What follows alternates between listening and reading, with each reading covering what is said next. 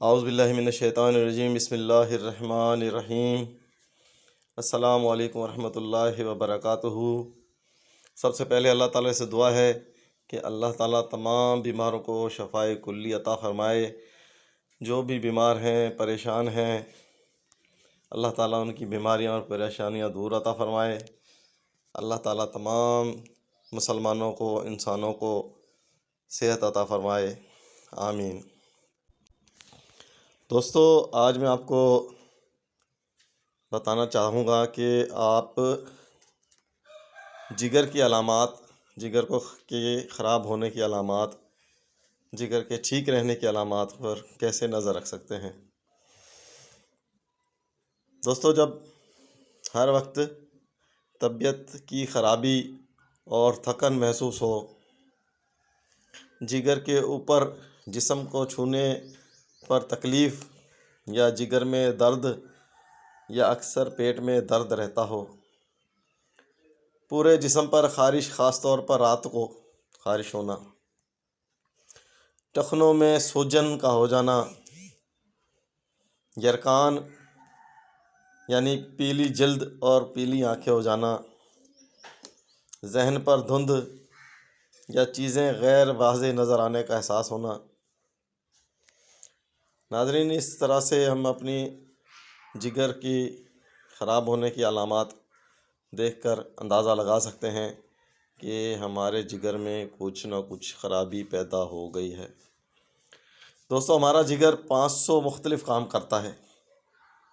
ہمارا جگر 500 کام کرتا ہے ہمارے جسم میں، جس میں اہم ترین جو کام ہے وہ خون کا صاف کرنا اور ہاضمے میں مدد دینا ہے۔ ایک صحت مند جگر توانائی کا ذخیرہ رکھتا ہے اور انفیکشن کا مقابلہ کرتا ہے۔ جو بھی انفیکشن ہمارے جگر وغیرہ میں ہو جاتا ہے تو اس کا وہ مقابلہ کرتا ہے، جسم میں ہوتا ہے اس کا مقابلہ کرتا ہے، اور زہریلے مادوں کو جسم سے نکالتا ہے۔ جب جگر کو نقصان پہنچ چکا ہو تو وہ یہ کام ٹھیک طرح نہیں کر سکتا، اور جگر کے نقصان کا خطرہ جن لوگوں میں ہے ان میں وہ لوگ شامل ہیں جو وزن کی زیادتی کا شکار ہیں، جن کے جگر پر چربی ہے، جو لوگ زیادہ شراب پیتے ہیں۔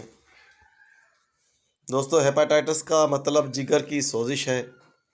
کبھی کبھی سوزش سے متاثرہ جگر بڑھ جاتا ہے۔ جگر کے بڑھ جانے سے ہیپاٹائٹس کے وائرس بڑھ جاتے ہیں۔ دوستو، جگر کی سوزش، معدے کی سوزش اور اندرونی اعضاء پر، گردوں پر سوزش وغیرہ کے لیے ایک دوائی کے اور اس کے سوزش ختم کرنے کی جو 1-2 دوائیں ہیں، اس پر میں ایک ویڈیو کچھ دن میں بناؤں گا۔ تو آپ مجھے کمنٹ میں بتائیں کہ مجھے یہ ویڈیو بنانی چاہیے یا نہیں، کمنٹس ضرور کریں، اور تاکہ میں یہ ویڈیو بنا سکوں۔ دوستو، بھائیوں، بہنوں، یہ دوائی یونانی دوائی ہے جو سامنے اسکرین پر نظر آ رہی ہے۔ آپ اسے